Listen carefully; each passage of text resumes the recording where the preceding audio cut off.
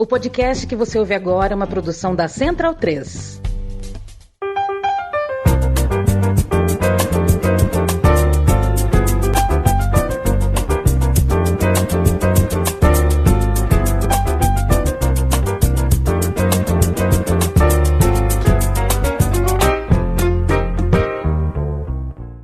Bem-vindo, amigo e amiga do podcast Meio Campo, também em live no YouTube do Meio Campo. Eu me chamo Leandro Amis, falar de Felipe Lobo, Leandro Stein, Bruno Bonsante e Matias Pinto. 23 de setembro é o dia, 17 horas e 2 minutos é o horário para quem está ao vivo.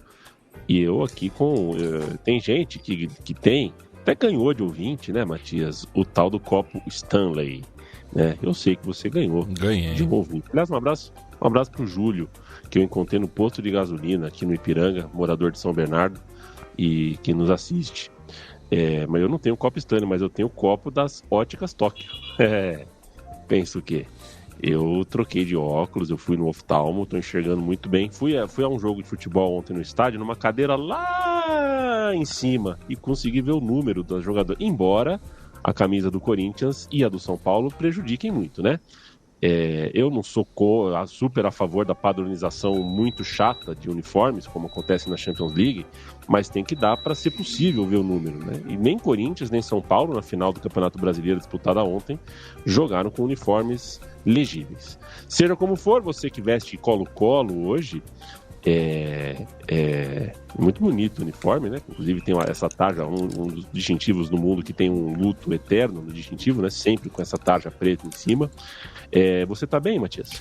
Eu tô bem, apesar do clima não tão primaveril de São Paulo, estou bem. Recorde de temperatura mínima em Cuiabá, né? 30,9 graus foi a temperatura mínima em Cuiabá ontem. Mas tá tudo bem, tá tudo bem. Tem cantor aí que não para de assinar contrato para shows, festivais, grandes eventos, tudo patrocinado pelo agro. E agora tá preso. Não tá preso, não. Um mandado de prisão, né? Parece um picareta, fala como picareta, vive rodeado de picareta, apoia picareta. Será que é picareta? Bruno Bonsante, eu separei, boa tarde para você que tem o canal Bonsa FM, eu separei para assistir, parece que tem uma menção a mim, mas como o dia foi corrido, o vídeo tem 40 minutos, eu deixei para depois. Mas tá ali, eu percebi que você continua sendo um caçador de taças na sua chamada lá, tudo bem? Tudo bem, se você quiser pular pro minuto, lá pelo minuto 25, mas também se você quiser assistir tudo, quando você tiver tempo, é uma singela homenagem só que eu inseri ali, parecida com a do Matias naquele outro vídeo sobre o Chacarita. Perfeito, eu costumo assistir inteiro, Monsanto. Eu não assisto coisa pela metade para depois não virar um público de cortes. Mas você assiste em velocidade 1? Velocidade 1. Velocidade 1. Como tem que ser. Mas eu confesso que sou pego por uns bons. Tem gente que sabe fazer corte, né? Você tá ali do nada, daqui a pouco aparece o Sérgio Manuel falando assim: o Túlio tinha chulé. Puta, eu clico. Às vezes eu clico, quando eu não tô fazendo nada, né? Tudo bem, hein, Felipe Lobo? Salve, salve, amigos, todos que salve. nos acompanham, amigos e amigas, todos os amigos aqui presentes. Eu acho que corte tem muito valor, porque nem sempre você está disposto a acompanhar um programa que você não conhece por 1h30, 2 horas, ou mesmo 1 hora, né? Se você não conhece, é difícil você dedicar assim, a algo. Então, às vezes, o corte é a porta de entrada, né? Para você conhecer algum programa, algum podcast, algum criador aí que você possa gostar. Então, sou bastante a favor, sim, viu? Tem alguns lugares que eu acho a live chata, mas aí os cortes é meio os melhores momentos, né? Vira um pouco isso. Às vezes tem uns melhores momentos aí que pode ser legal também. Pois é assim que eu assisto o Campeonato Argentino, por exemplo, porque a página no YouTube da Federação de Futebol Argentino separa compactos de 5, 6 minutos das partidas, assim eu consigo assistir, porque não dá tempo de assistir tudo. Eu assisti 5 partidas do Campeonato Brasileiro nesse final de semana, mais futebol feminino, mais um jogo do Campeonato Inglês, e é sobre ele que eu quero conversar, mas não sobre o jogo que eu assisti, mas é o jogo que eu deveria ter assistido, porque é o jogo mais importante desse turno, provavelmente, porque reúne o atual campeão e o principal postulante teórico a roubar essa taça do Manchester City, junto com um ou outro ali, mas acho que é consenso que o Arsenal é o perseguidor desse Manchester City. E Leandro Stein, meu beijo, meu abraço para você. Um jogo amalucado, final do primeiro tempo, o Arsenal vira um resultado que ninguém imagina. Porque quando 1-0 o gol do Haaland com 10 minutos, você fala, já vi esse filme. O Arsenal não consegue virar, perde um jogador expulso, o segundo tempo joga inteiro para segurar pelo menos o empate, consegue um empate, mas, tomar o gol de empate no último lance, com 70 mil minutos do segundo tempo, dói a beça. Foi o ponto do título do Manchester City, Leandro Stein? Tô brincando. Queria falar com você sobre esse jogo. Como é que tá você? Tudo certo, boa tarde. Assim, o curioso é que esse jogo eu não vi ao vivo, né? Eu estava numa feira literária que estava acontecendo em São José nesse final de semana, né? Domingo passei ali, bem no horário do jogo. E, enfim, até mandar um abraço para o ouvinte André, que me cumprimentou durante o evento. E eu ia assistir o jogo depois, né? Mas assim, toda a repercussão da partida posteriormente me gerou muitas expectativas, né? Porque quando você assiste um jogo depois, tira um pouco a própria questão da atenção, do foco, enfim, porque você já sabe o resultado, né? Não vai vir nada de inesperado. E todo o discurso ao redor desse jogo, né? A maneira como, enfim, se construiu essa vitória do Arsenal, a maneira como os jogadores do Manchester City reclamaram, a própria cena do Gabriel Jesus discutindo com o Haaland, que eu acabei vendo antes de ver o jogo inteiro. Então, acho que ficou uma expectativa de um grande jogo, né, independentemente de saber o resultado, exatamente pela maneira que construiu isso, e acho que atende, né, o que a gente colocou aqui, que o Lobo colocou no roteiro, sobre criar uma rivalidade, né. O Arsenal, ele é um clube que durante muito tempo ele foi questionado exatamente pela postura em confrontos diretos, né? Era um time que às vezes conseguia se portar bem nas partidas, mas não necessariamente nos campeonatos, mas perdia pontos nos confrontos diretos, né? Tinha essa dificuldade. E esse jogo, especificamente, pelas circunstâncias, pelo cenário que se criou, enfim, pela maneira como o Arsenal e o Manchester City se acostumaram a disputar a cabeça da Premier League nos últimos anos, tinha uma expectativa grande, e o Arsenal encontrou um caminho para enfrentar o Manchester City, né? E aí fica a discussão, porque é um time que, enfim, não se abre para o Manchester City, não é um time que vai enfrentar o Manchester City de peito aberto, é um time que tem armas conhecidas, né? E a questão da bola parada fica muito evidente na maneira como o aproveita, e esse jogo, por essas circunstâncias, pela maneira como o Arsenal precisou amarrar a partida durante o segundo tempo, ficou o ruído do Manchester City, né? A reclamação em relação ao tempo perdido, enfim, a maneira como os jogadores se confrontaram em campo. Então foi um jogo de grandes elementos, né? Eu não cravo ainda nada sobre o Manchester City, mas porque acho que tem uma questão importante sobre o Rodri, né? Assim, especialmente nas 2 últimas temporadas, a gente viu o ápice do Rodri, a maneira como ele é fundamental para o Manchester City, as dificuldades que o Manchester City mostrou em momentos sem o Rodri, né? Embora tenha um elenco repleto de bons jogadores, e essa lesão do Rodri preocupa muito, né? Porque, enfim, é um jogador fundamental para o time, e é um jogador, de certa forma, insubstituível, né? Por aquilo que ele representa em campo, por aquilo que ele oferece, por aquilo que, enfim, ele mantém de constância no campeonato, e vai ser um desafio para o Guardiola tentar encontrar uma solução dentro do elenco. Não acho nem que, assim, é uma lesão tão grave que talvez levaria o clube a contratar algum jogador na janela de janeiro. Mas é muito difícil encontrar uma solução para o Rodri, né, nesse sentido. Então acaba sendo algo fundamental. E acho que vale um destaque também para o Raya, apesar do empate, porque assim, no segundo tempo, toda a pressão que teve o Manchester City, né, mostrou um pouco mais como o Raya está num nível altíssimo entre os goleiros. Assim, a defesa que ele fez, né, eu não participei do programa de sexta-feira, mas a defesa que ele fez contra a Atalanta, né, na Champions, foi um negócio absurdo. O pênalti, ok, pegar um pênalti não é nada fora de outro mundo, mas a defesa que ele faz no rebote é um negócio impressionante. É um goleiro que, assim, chegou no Arsenal bem cotado, mas ainda demorou a criar confiança, cresceu na temporada passada, e até a saída do Ramsdale eu acho que ajuda, né, a ele ter mais essa certeza, e esse início de temporada dele vem sendo muito bom, acabou sendo um personagem fundamental, ainda quase faz uma defesa maluca no gol de empate, né, porque ele levanta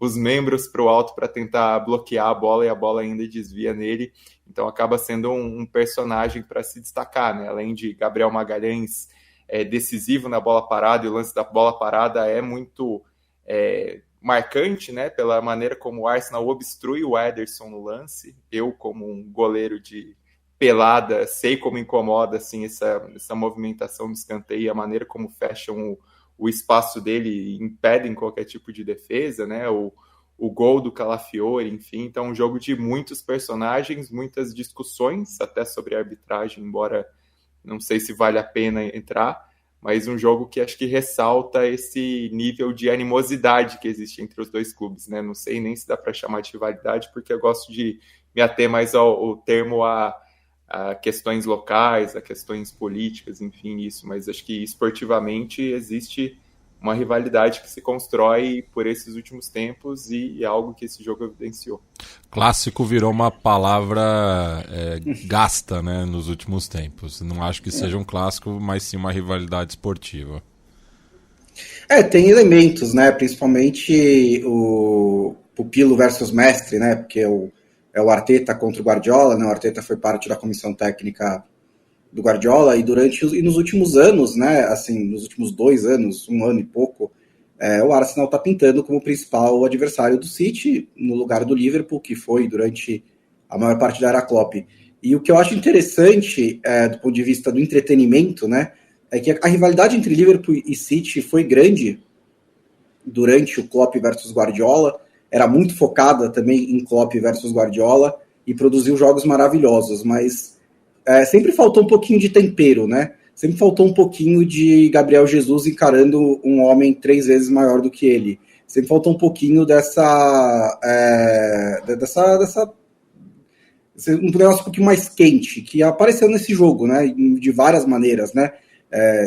Eu não achei elegante o que o Haaland fez com a bola na cabeça do Gabriel Magalhães, mas tem que ser um componente cômico. E no fim do jogo, né, ele falando pro Arteta ficar mais humilde, aí o Gabriel Jesus vai lá e compra a briga. Então, acho que isso dá um tempero legal para a rivalidade, desde que não passe do limite. E isso é uma novidade. Acho que a Premier League, acho que desde dos tempos de Roy Keane versus Vieira, desde aqueles Arsenal e Manchester United, não teve tanto esse tipo de coisa, né? Um pouquinho mais, um pouco higiênica demais pro nosso gosto. E acho que o que é interessante, aliás, de observar...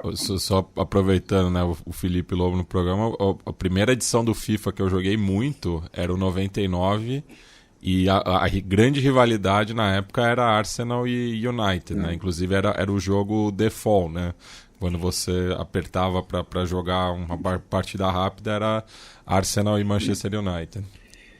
Eu achei que o gancho ia ser volante que chega quebrando, né? Mas não, era o FIFA, né? Entendi. E acho que o que vale a pena observar no trabalho do Arteta, o que é mais legal de observar, é uma constante evolução, né? Desde que ele chegou. Não linear, mas de tempos em tempos ele apresenta melhoras no time dele e no trabalho dele. E isso que o Stein falou sobre o Arsenal nos confrontos diretos foi muito verdade no fim da era Wenger, né? Que era um time que durante boa parte do campeonato, às vezes jogava o melhor futebol da Premier League, tinha gols maravilhosos, jogos maravilhosos, mas na hora do vamos ver, falhava. Não vou nem citar, né, o momento do Emery, que foi um completo, não funcionou, mas com o Arteta mesmo, houve problemas nisso, né, como na temporada em que o Arsenal brigou pelo título, e na hora da H teve 2 confrontos diretos próximos contra o City e levou uma pancada. Então, assim, quando os jogadores do City ficam bravos dizendo as artes do mal, né, o lado negro da força, ou o que quer que seja, primeiro, isso é uma reação, muitas vezes, uma reação comum a times da escola espanhola quando o adversário não deixa eles jogarem do jeito que eles querem, né? Todos eles falam essas coisas quando não dá certo. Do Xavi, Barcelona, Espanha, todo mundo adora falar de antijogo quando esse tipo de jogo não funciona. E segundo, é um sinal de que o Arsenal aprendeu a jogar esses jogos. Que esteja exagerando, que tem exagerado nesse jogo, nem acho que esse do caso, mas é um jeito de você entrar nesses jogos e saber jogar esses jogos, né? É muito fácil para o City se todos os seus adversários jogarem de peito aberto, dizendo, vamos fazer uma grande exibição de futebol.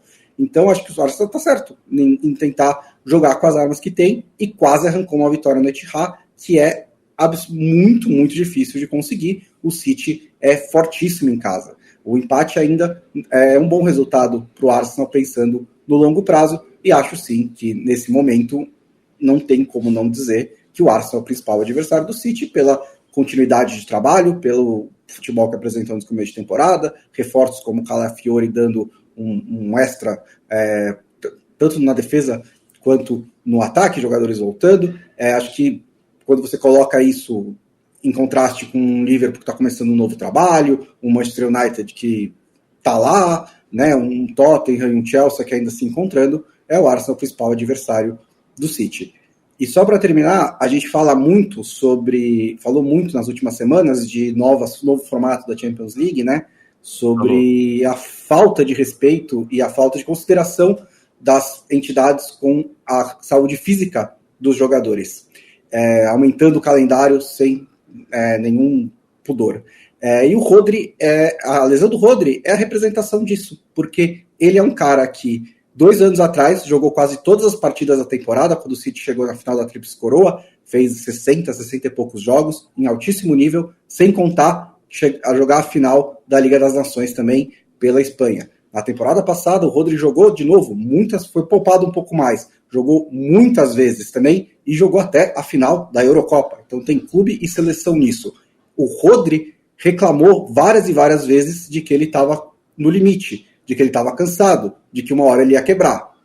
Quebrou, né? Assim, não é mágica, é ciência. O cara estava cansado e ele quebrou sozinho, né? Não foi uma entrada, não foi nada disso. Ele estava andando e pum, machucou o joelho. O ESPN e o Guardian estão dando que é ruptura do ligamento, que ele pode perder a temporada.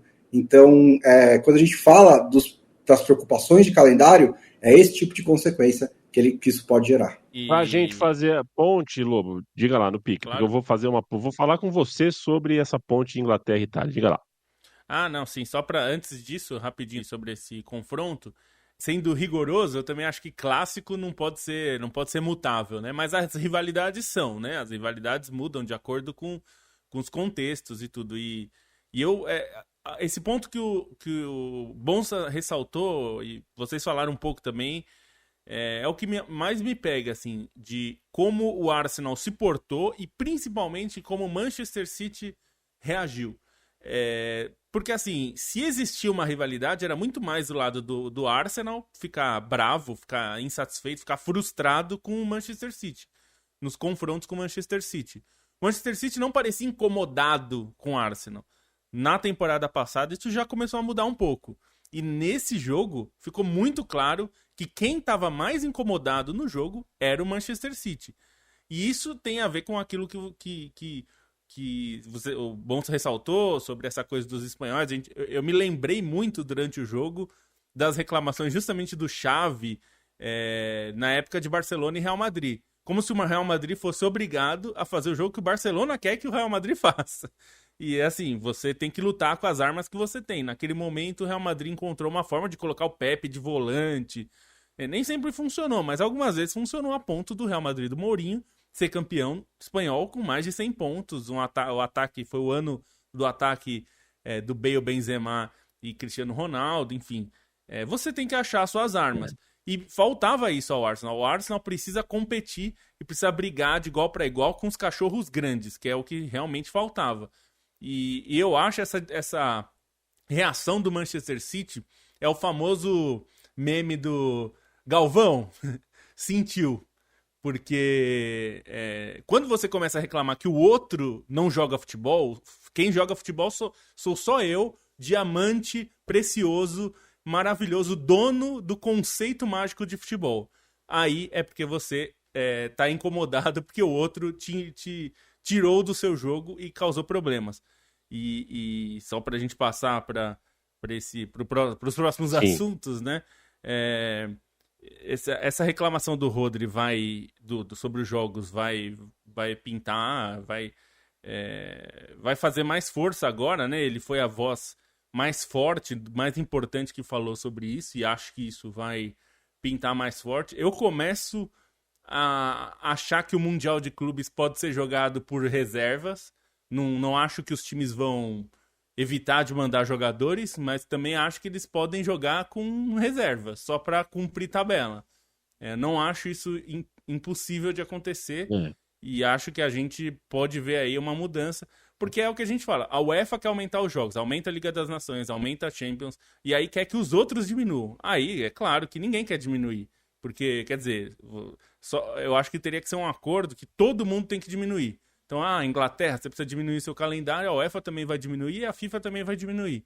É o único jeito, porque não adianta a FIFA aumentar e falar os outros que se virem para diminuir. Não é assim que funciona, né?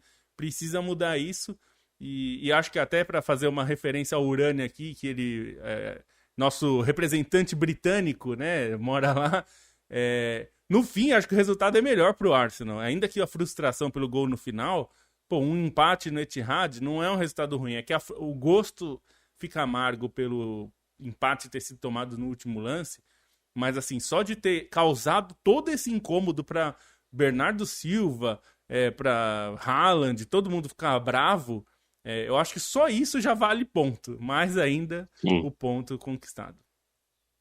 Eu falo brincando porque já disse aqui em outras vezes, né, que é como a beija-flor nos tempos áureos no carnaval. Se você perder 1/10, você já não alcança mais.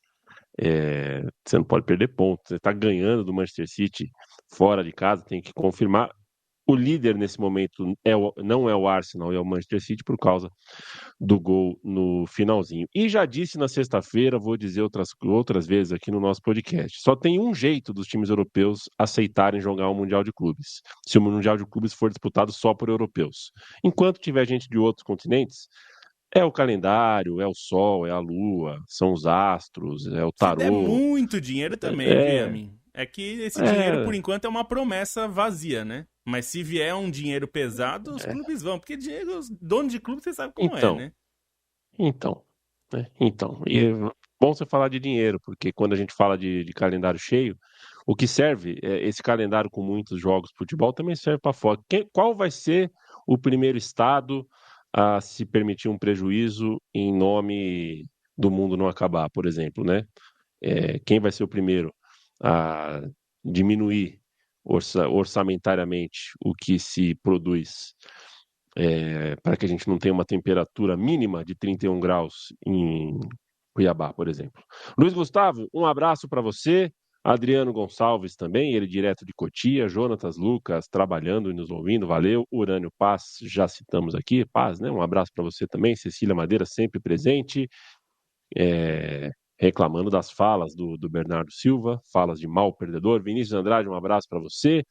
Estão prontos para ver o Diniz colocando o Cássio para sair jogando com os pés? O Diniz não é maluco, né? O Diniz, se alguma coisa não funciona, eu acho que, ao contrário do que a gente se acostumou a dizer, o Diniz é um cara com adaptabilidade razoável, assim. Ele não tem tanta intransigência assim quanto parece. Fernando Oliveira, um abraço. Wagner Cavalcante. Oi. Como diria um amigo nosso, Diniz, eu não lembrava, já jogou no Cruzeiro. Essa é trivia. Essa é uma boa trivia, de fato. Onde ele não jogou também, hein? Douglas Sampaio, direto de Uberaba, um abraço. O José Sobreira, direto de João Pessoa, também está aqui com a gente. O Fê pergunta para mim, Carlinhos Bala ou Jack Grealish? Cara, eu acho o Jack Grealish superestimado. Realmente não acho um jogador de primeira prateleira do futebol mundial. Mas ele é melhor que Carlinhos Bala, né? também vamos lá, né? Thiago Iannone brinca aqui que o Gabriel Jesus foi bem como volante, talvez tenha se conseguiu bons desarmes na partida do final de semana. Bastante gente, hein? Fernando Oliveira, inclusive, quer um relato do Matias daqui a pouco sobre como tá a festa em Pyongyang. Cara, Coreia do Norte, hein? Campeã mundial de futebol sub-20, futebol feminino, né? E tem uma explicação para isso, né? A gente não vai entrar em detalhes aqui, mas tem uma explicação para isso. O futebol da Coreia do Norte não se desenvolve depois do profissionalismo por questões políticas. Mas imagina, uma festa onde as pessoas não podem rir, né? É complicado. Isso é uma das boas anedotas da internet. Evidentemente, não existe isso, gente. Se vocês tropeçarem com isso, saibam que é uma mentira. João Paulo Borgonov, encontrei o João Paulo Borgonov ontem em Itaquera, fui assistir a final do futebol feminino. Valeu, Borgô, sempre um prazer te dar um beijo e um abraço. Bruno Bonsante, para a gente encerrar a Inglaterra e começar a Itália, mas também falando de Itália um pouquinho, para a tristeza de John Textor, Kia Jorabichian, quem mais aí foi comprador de time pra caramba aqui? Assim, o John Textor, 777, a Rick Mills. A verdade é que, falando sério, agora o John Textor chegou a deixar que a conversa de futebol aventasse seu nome, né? Mas não sei se chegou perto mesmo de comprar o Everton. O fato é que quem comprou, quem não comprou, só compra depois. O dono da Roma agora é também dono do Everton. Significa que Roma e Everton são os novos primos no futebol. É bem cômodo a gente pensar nisso, a gente vê aonde isso pode parar daqui a uns anos, aonde isso já nos levou, mas o fato é que agora o Everton, que está na zona de rebaixamento, que não parece ter um futuro muito promissor, sem grandes novidades, tem, enfim, uma grande novidade. Tem, né, o Dan Friedkin comprou o Everton. O John Textor chegou perto, sim, ele era a principal proposta. O problema é que ele tem 45% do Crystal Palace, então ele não poderia ter dois clubes ingleses, dois clubes da Premier League ao mesmo tempo. E enquanto ele estava tentando se livrar dos 45% do Crystal Palace, o Friedkin chegou e fechou o negócio com o Farhad Moshiri, que foi um caos, né, na frente do Everton. Acho que vale lembrar o quanto a chegada do Moshiri, com investimentos, inclusive de um Uzbek, Usmanov, que chegou a ser coproprietário do Arsenal também, e que colocou dinheiro no Everton, foi bastante comemorada na época, né? Porque ele virou realmente poder financeiro do Everton. O Everton, durante muito tempo, era um clube absolutamente austero, né? O David Moyes, que depois virou meme, ganhou muita notoriedade no futebol inglês pela maneira como ele conseguia deixar o Everton competitivo sem gastar um centavo. E isso durou bastante. O Moshiri colocou dinheiro no Everton, colocou muito mal colocado, mas colocou, né? Foram muitos investimentos ruins, contratos altíssimos, algumas apostas que não deram certo, e o Everton entrou em crise financeira, em parte também porque está construindo um novo estádio. Então acho que essa é a parte importante, né? Você fala do futuro do Everton, o Everton deveria ter futuro. O Everton tem capacidade de ser um Aston Villa, né? Pelo menos, que é um clube que está aí brigando com o Big Six, que conseguiu se colocar até que rapidamente, né, nessa posição. Aston Villa subiu não faz muito tempo para a Premier League. O Everton tem esse potencial. O Everton tem um estádio novo prestes a sair, né? O que muitos clubes estão, como por exemplo o Manchester United, está tentando reformar o Old Trafford, está tentando melhorar as suas estruturas. O Everton vai ter um estádio completamente novo, está numa cidade que ama futebol, né? Que é um dos mercados mais importantes, uma das regiões mais importantes, né? Ele está ali no noroeste, junto com o Manchester, junto com o Liverpool, em Liverpool, claro. Então é um clube que tem potencial. Então é um clube que, se bem administrado, pode dar retorno. E acho que é por isso que houve tantas tentativas de comprá-lo quando ele ficou disponível.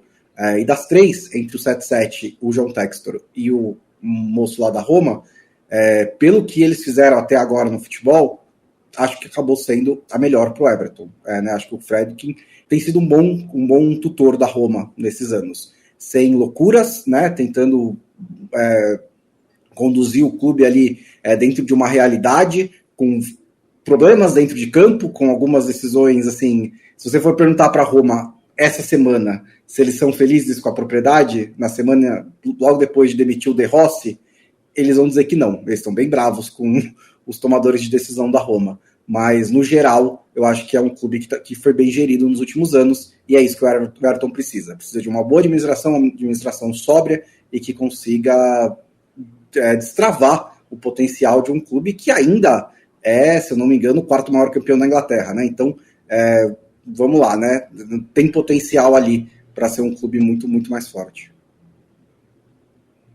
Stein, agora falando de bola na Itália, essa rodada do final de semana prometia bastante coisa, porque duas das 10 partidas eram partidas muito, muito grandes, a rivalidade renhida, regional, entre Juventus e Napoli no sábado, e a rivalidade citadina entre Inter e Milan. A verdade é que o jogo de sábado, a não ser pela ótima atuação do Bremer e uma ou outra coisa, a gente não tem muito destaque. Foi um 0-0 meio durão. Napoli e Juve não fizeram um jogo histórico, um jogo memorável. E no domingo a gente teve o clássico de Milão, onde a Inter de Milão, que é tida como o principal time do campeonato, né, o time a ser batido, inclusive o atual campeão, perdeu para o Milan, o que, enfim, perder para o rival é começo de campeonato e tudo mais, mas que tipo de recado traz isso? Eu queria te ouvir sobre a rodada do futebol na Itália. Foi um jogo fundamental pro Milan, né? Assim, uma semana de crise, um início de temporada de crise, né? Pensando a insatisfação com o trabalho do Paulo Fonseca, discussão sobre a própria relação dos jogadores com ele, né? Com o episódio envolvendo o Rafael Leão e o Theo Hernandes, a pressão que estava pela estreia na Champions ruim, e aí acontece o clássico, um clássico em que talvez a preocupação maior da Inter no momento fosse exatamente em pensar como Juventus ou Napoli podem, né, são em teoria os potenciais principais adversários nesse início de campeonato, né, a Juventus entre um início de trabalho esperançoso com o Thiago Motta e o Napoli por aquilo que o Antônio Conte representa com o elenco que tem jogadores campeões recentemente e que está fora das competições europeias, né? Isso acaba sendo uma grande vantagem dentro do calendário,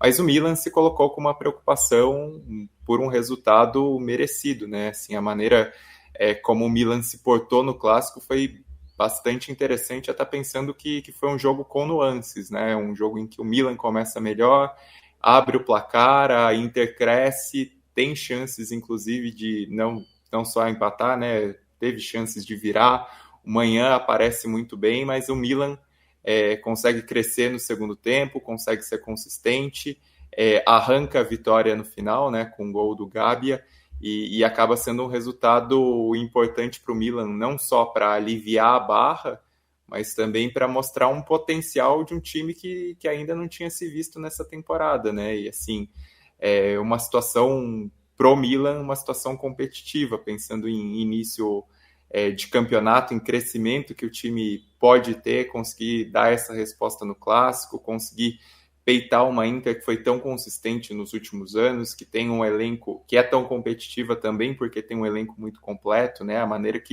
como consegue rodar as peças, a própria estreia na Champions mostrou isso, né? Assim, variando jogadores, o Milan consegue dar essa resposta e mostra, né? Como tem capacidade, tem talento, tem jogadores, tem novas peças importantes, né? Até pensando na maneira como o time foi escalado, a escolha pelo Tammy Abraham com o Álvaro Morata no ataque, né, mais centralizados, mostra também esse possível potencial, outros jogadores interessantes, então uma resposta grande do Milan dentro do que vinha sendo toda a desconfiança, toda a crise, toda a pressão por esse início de temporada ruim.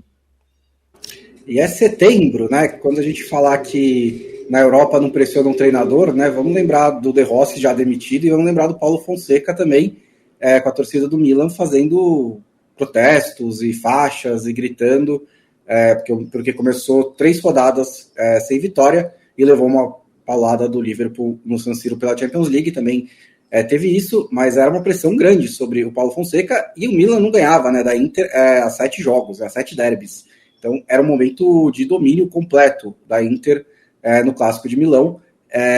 Achei realmente muito interessante a entrada com 2 centroavantes, né? Aproveitando a versatilidade do Morata, né? Porque são 2 centroavantes, mas o Morata ele consegue fazer essa ligação, ele sai muito da área, ele sabe fazer, se relacionar com os outros jogadores, combinar com os meias e tudo mais. Então ele pode jogar ali meio que mantendo um 4-2-3-1, né? Mas flutuando entre a posição de meio ofensivo e segundo atacante, e funcionou muito bem. O Reinders também funcionou muito bem para o Milan, uma boa apresentação para ele, né? Com ótimos passes, inclusive o que deixou o Abraham na cara do gol, ele perdeu uma chance cara a cara com o Sommer. E acho que vai destacar o Gabia como o autor do gol do título, do título não, né? Da vitória no derby, porque ele é um cara que está no Milan desde os 12 anos, né?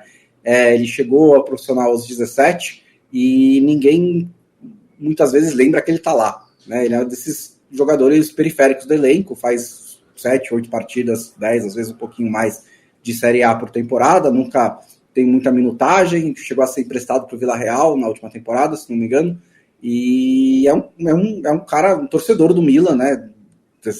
E que está a vida inteira no clube, e que pelo menos, se nada mais acontecer na carreira dele, né, ele tem no currículo o gol da vitória num derby, e isso não é pouca coisa. Eu ia falar sobre a brincadeira, né, que os jornais italianos têm feito sobre o nome, né? O Gabbia significa, traduzindo literalmente, jaula, né? E os jornais italianos brincaram muito sobre o Milan ter enjaulado a Inter, né? Que a Inter justamente é a grande favorita, né? E não conseguiu sair do jogo proposto pelo Milan. O Milan teve mais a posse de bola ao longo do jogo, uma diferença pequena, mas teve. E conseguiu jogar e conseguiu ser perigosa. Foi melhor. O Milan foi melhor do que a Inter no jogo e deixou... o questionamento passou para o outro lado, né? Não que o Inzaghi corra qualquer risco, mas foi questionado muito tudo que ele fez no jogo, as decisões que ele tomou em relação às substituições, por exemplo. O Mkhitaryan está sendo um pouco criticado porque ele não é tirado do time, ele não está muito bem no jogo. O Zielinski, que chegou essa temporada, entrou muito bem, foi muito bem contra o Manchester City. Então ele é um jogador que já está ganhando seu espaço ali. Muita gente acha que ele pode ser titular. Tem o Fratesi também, que é outra opção para o centro do campo. Embora nenhum dos dois tenha entrado e mudado o jogo contra o Milan, são dois jogadores que têm entrado melhor ali. E ainda tem o Lautaro, que não está conseguindo jogar bem, né? Não tem jogado bem, não fez nenhum gol ainda essa temporada. O último gol dele foi em maio e pela Inter, né? Fez gols pela seleção argentina, inclusive o gol do título da Copa América, mas ele não tem conseguido jogar bem. Ele teve uma lesão, né, também, isso atrapalhou nesse começo de temporada, mas isso está fazendo falta, porque ele é um jogador que acaba dando muito dinamismo para o time, né? Ele é um jogador muito completo, né? Embora ele seja um centroavante, ele é um cara que, até por jogarem 2 atacantes, né, 2 centroavantes, os dois se movimentam muito e se entendem bem, mas não tem funcionado tão bem nesse início de temporada. Quem tem funcionado muito bem, continua muito bem, é o Di Marco, né, que é provavelmente um dos melhores dessa posição aí na Europa, desde a última temporada, e continua muito bem, é um ponto importante ali da Inter. Foi de novo muito bem no jogo, mas o Milan renasceu e acho que foi importante, porque tem vários jogadores ali que estavam sendo questionados meio injustamente também. O Morata é um desses, e até se falou antes do jogo, né? O Tomori, que é um zagueiro importante, tem ido muito bem no Milan, e ele, que já é um dos líderes desse elenco, falou sobre como o Morata é importante no vestiário, inclusive, não só em campo. Ele jogou bem, já tem jogado bem nesses primeiros jogos, mas que ele é uma voz importante, ele já é um jogador de influência no vestiário. E não é por acaso, ele é capitão da seleção espanhola, acabou de ser campeão europeu, né, da Eurocopa, não é pouca coisa. É um jogador que tem voz, já jogou na Itália, né, jogou na Juventus. Então, acho que é interessante destacar esse tipo de coisa, porque, como o Bonsa falou, a pressão no Paulo Fonseca estava tão grande que eu imagino que se ele tivesse perdido o jogo, principalmente se tivesse perdido bem perdido, como aconteceu em alguns últimos derbys, eu acho que ele estava desempregado hoje. E inclusive, falando de desemprego, o De Rossi, que foi demitido no meio da semana, isso gerou uma insatisfação tão grande que é um caso específico, né? Porque ele é um ídolo e são 4 jogos apenas e ele fez uma ótima temporada passada, né? Quando ele assumiu com o Mourinho.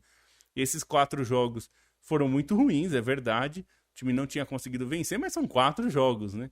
E aí a demissão dele fez com que a CEO da Roma pedisse demissão, porque inclusive ela foi ameaçada de morte, que evidentemente é um absurdo, isso não pode acontecer. Mas ela precisou de escolta policial, inclusive. Então, eu acho que tem os exageros aí. Primeiro, o exagero da demissão, achei a demissão muito cedo, né?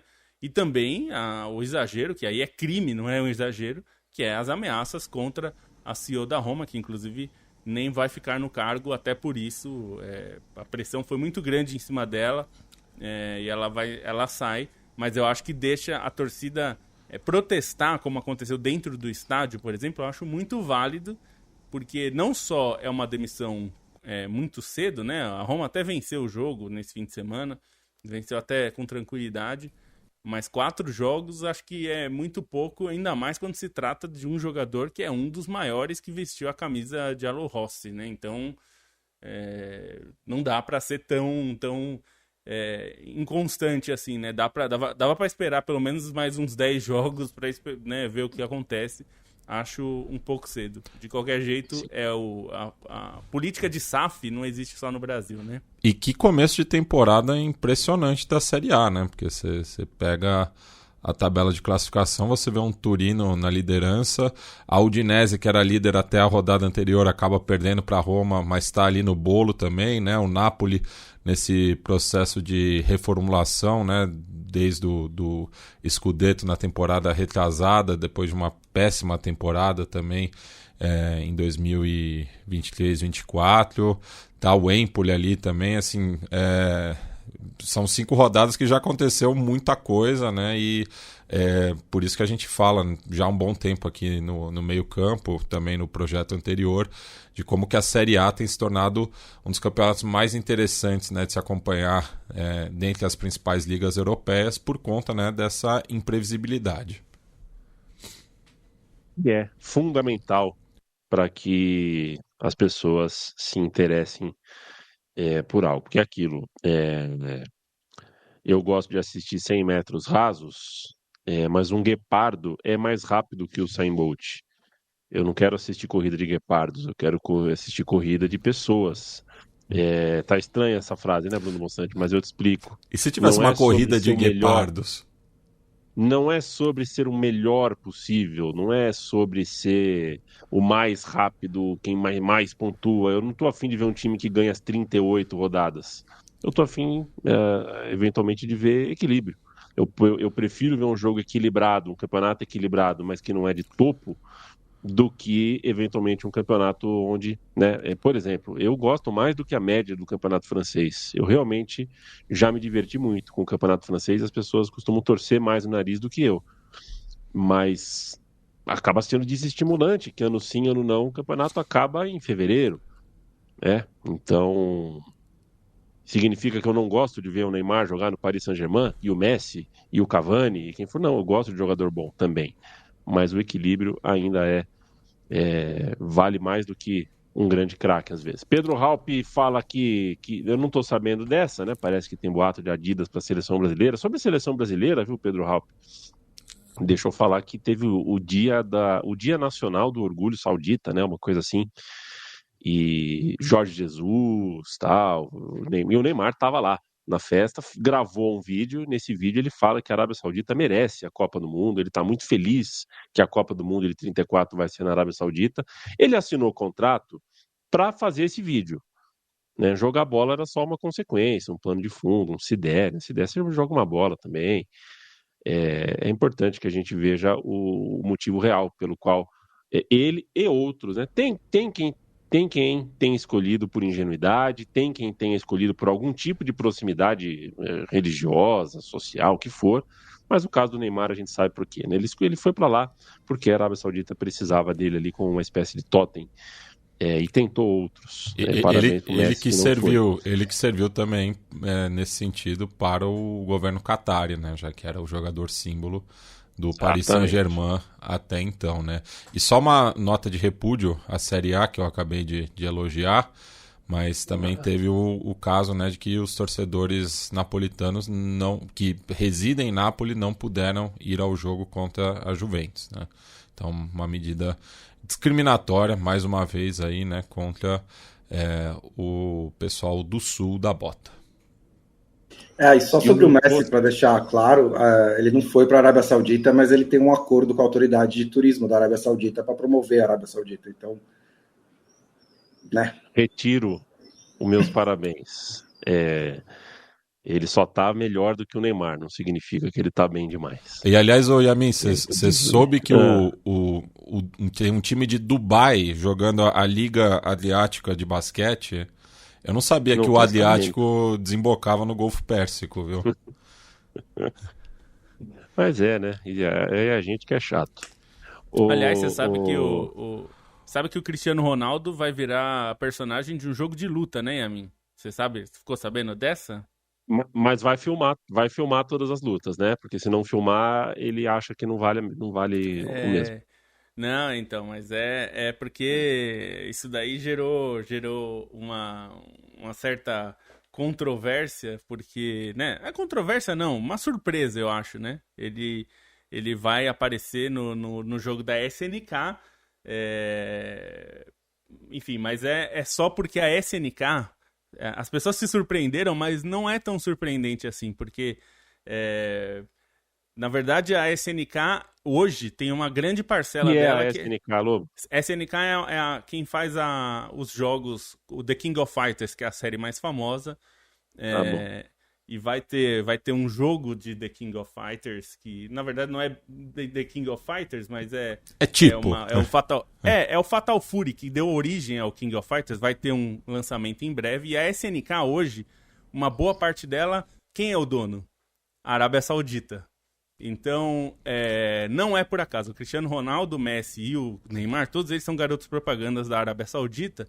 E, portanto, a SNK, hoje controlada em grande parte pelos sauditas, colocou o Cristiano Ronaldo, seu garoto propaganda, no jogo da SNK, que é um jogo importante, vai chegar em 2025, que é o Fatal Fury, e vai ter o Cristiano Ronaldo como personagem jogável. Não é por acaso, assim, embora pareça uma surpresa, os pontos se ligam, né? Se você souber quem tá por trás das coisas. Portanto, o Felipe, o Matias Pinto, seguinte, toda essa minha explicação, citei guepardos, né, para falar sobre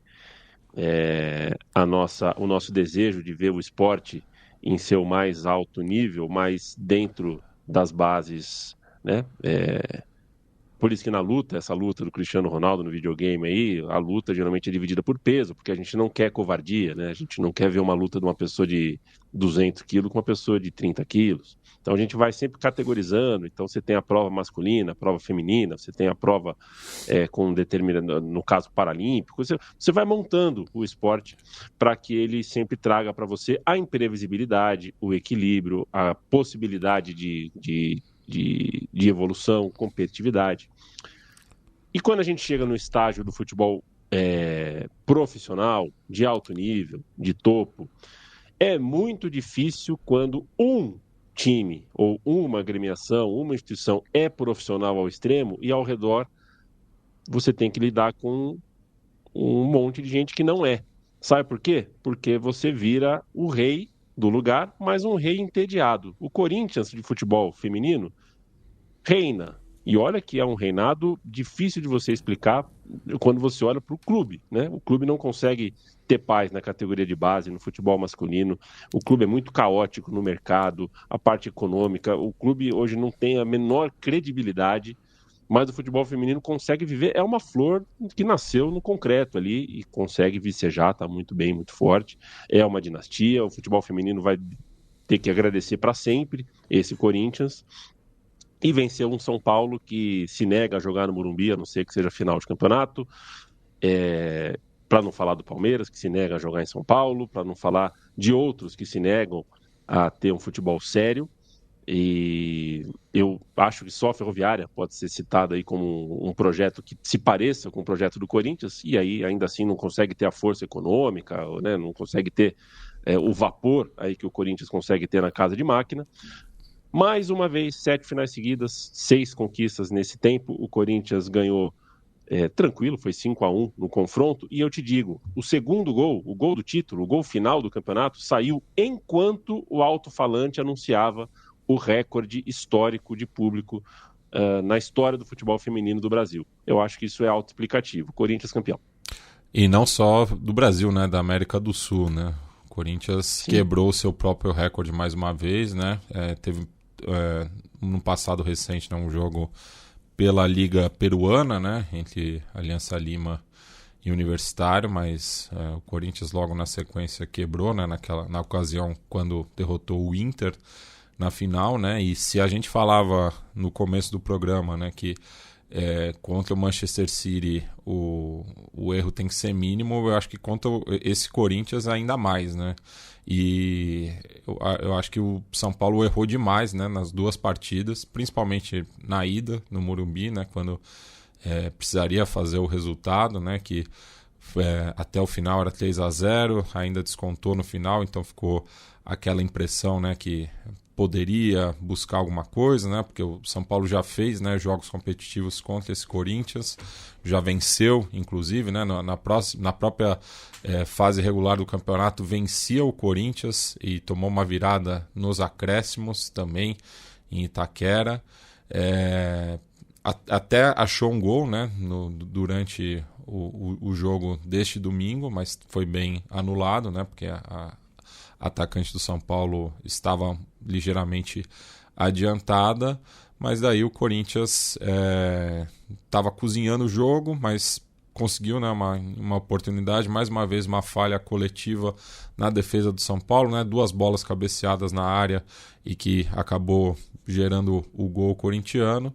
Depois o São Paulo ficou muito nervoso no jogo, o Corinthians ainda conseguiu fazer o segundo gol, né, com uma atleta que havia entrado há pouco tempo, né, e que coroou esse trabalho.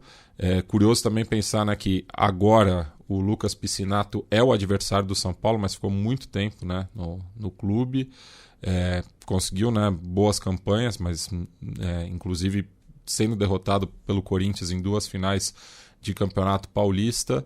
E conhece, né, boa parte, né, do elenco tricolor e conseguiu anular bem as virtudes do São Paulo nos 180 minutos e foi campeão justamente, né, nessa decisão. E agora, mês que vem, né, viaja aí para a disputa da Copa Libertadores, no qual o Corinthians também é o atual campeão.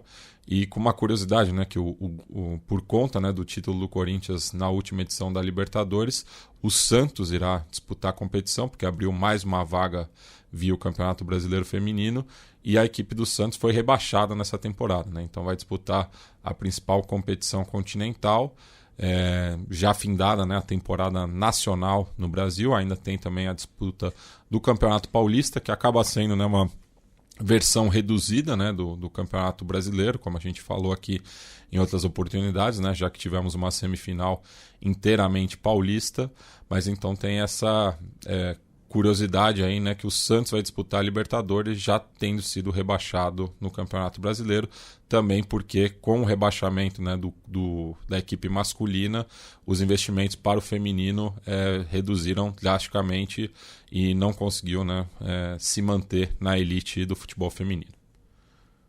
Só para falar que a Libertadores feminina precisa mudar urgentemente, né? Esse modelo Copa do Mundo... Copa América.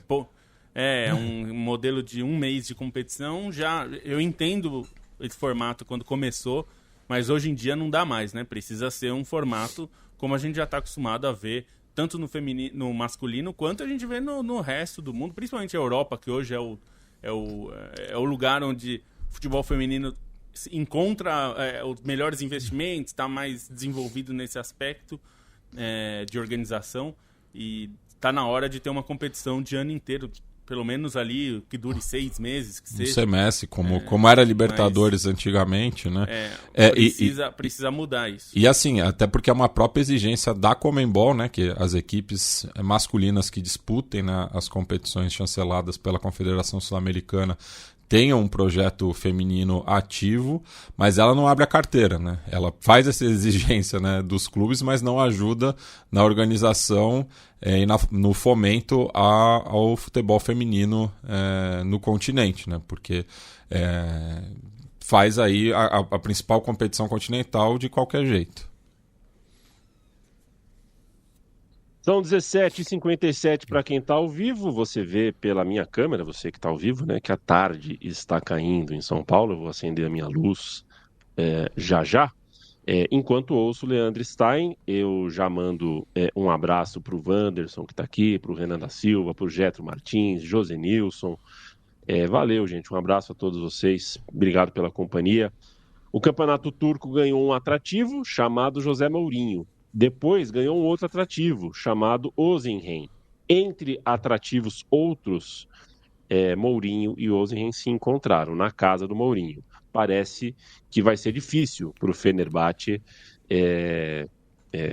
segurar, porque realmente perder em casa um clássico desse, e é uma série histórica que tinha para ser defendida, não é fácil. Certamente não vai ser uma semana fácil para a parte amarela e azul da cidade. Queria um olhar seu para o momento do futebol turco, que teve o seu maior jogo nesse final de semana, o clássico Galatasaray e Fenerbahçe.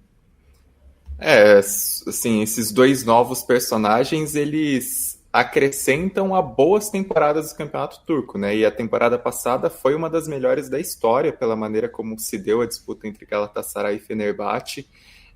E assim, acho que de uma maneira geral o campeonato ganhou para essa temporada também pelo fato do Beşiktaş ter que se mexer, né? E aí contrata o Immobile, que é outro personagem de muito peso para essa temporada. Eu gostei muito do mercado do Beşiktaş também, embora tudo ainda gire ao redor de Fenerbahçe e Galatasaray, o que foi a temporada passada, o que foram os clássicos, disputa, o que é a rivalidade em si.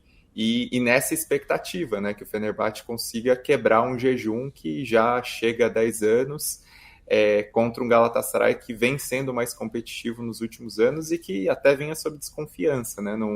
Não começou a temporada empolgando, assim, até o time desorganizado, pensando em competição europeia, né, aquilo que se notou.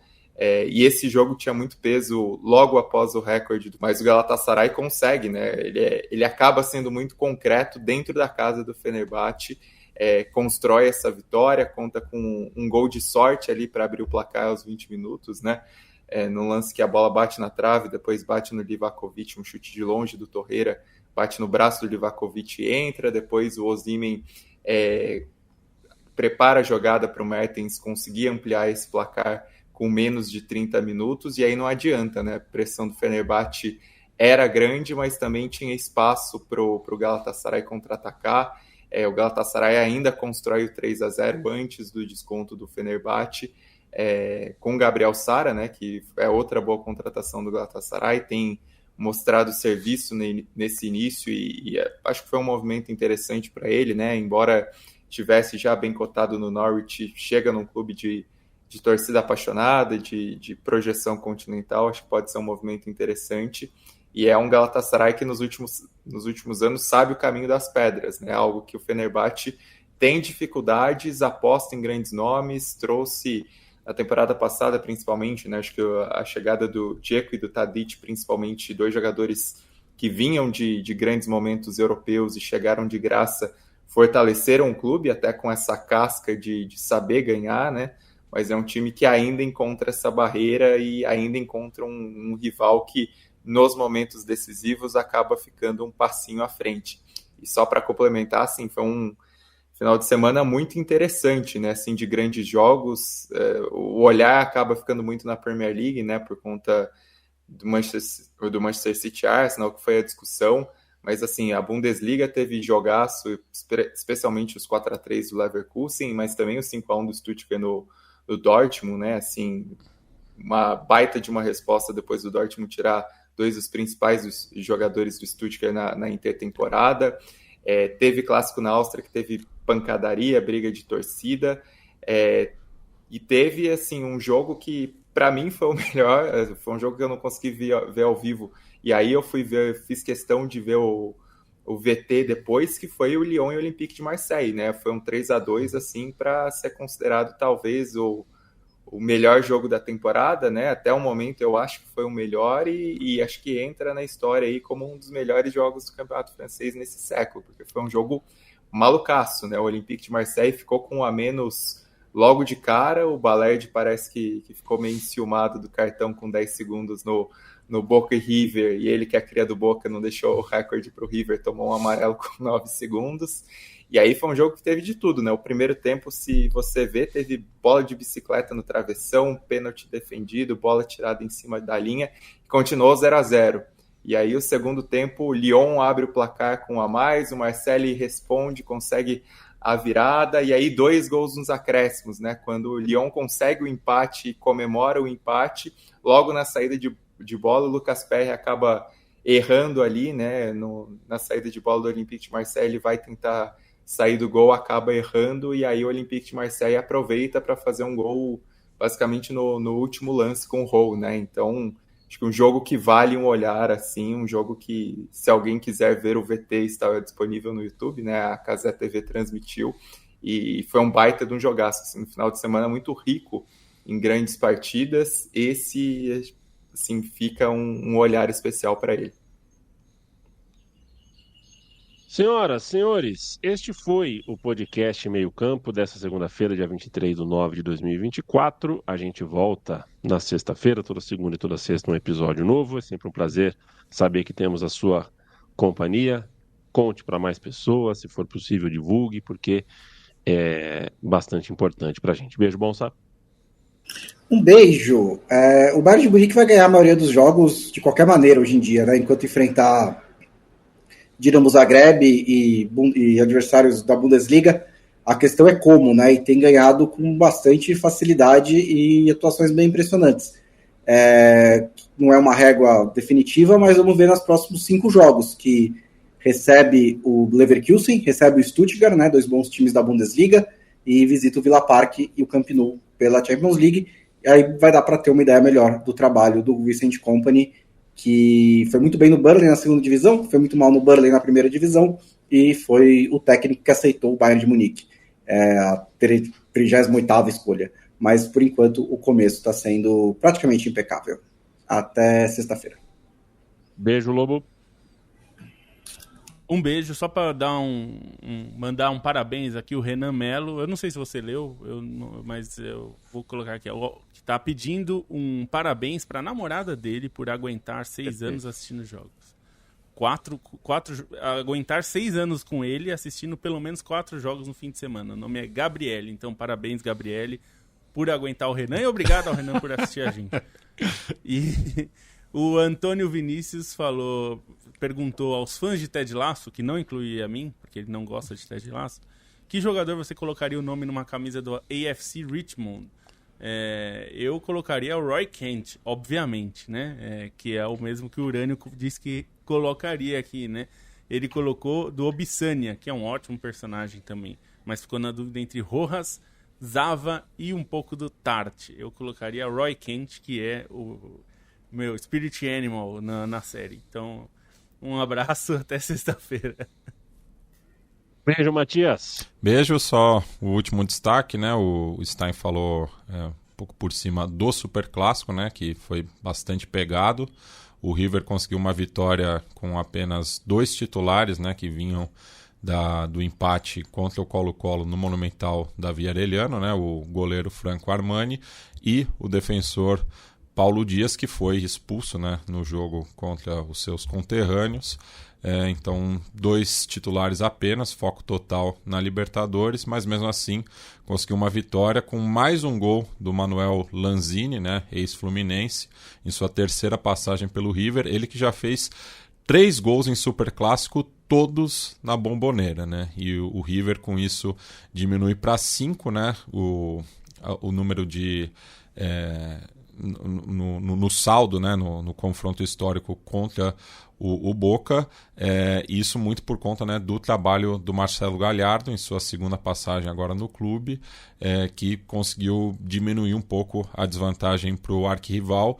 Curioso que, como jogador, ele tem mais derrotas pro Boca do que como treinador, né? Então, mas mostra aí, né, a sinergia que ele tem com o River e já se alça aí, né, como o principal treinador da história do clube. É isso, voltamos na sexta-feira aí para falar de Libertadores, entre outras coisas. Beijo, Leandro Stein. Um beijo, e assim, só para registrar, porque ninguém viu, começou a Intercontinental, né? Viu um Al-Ain e Auckland totalmente solto, 6-2 pro Al-Ain, mas começou esse campeonato totalmente bizarro agora, que a gente vai acabar tendo entre o que não acontece de Mundial, de clubes da FIFA, enfim, vai ter essa Copa Intercontinental, então começou agora, né? O Al-Ain depois vai pegar o Al-Ahly, campeão asiático, contra o campeão africano, e teremos o confronto, né, do Fluminense contra o América do México, o América do Sul. Não, é o campeão da Libertadores. É o América contra o campeão da Libertadores. Estava pensando na edição passada. O América contra o campeão da Libertadores, que, enfim, ainda teremos que esperar. Então, enquanto não sai o campeão da Libertadores... Pode ser o Fluminense. Pode ser. Não, é que eu estava pensando sim. já nos definidos. Mas, enfim, teremos a América do México contra o time que vai vir da América do Sul, meses depois, e essa coisa toda bizarra para saber quem vai pegar na final o Real Madrid, né? Então, enfim. Valeu. Sexta-feira nós estamos de volta. Muita coisa na pauta. Certamente não o Mundial de Clubes em sua primeira instância. Não falaremos do Balvin na sexta-feira. Mas falaremos de muita coisa. É sempre um prazer ter a sua companhia. Tchau, tchau.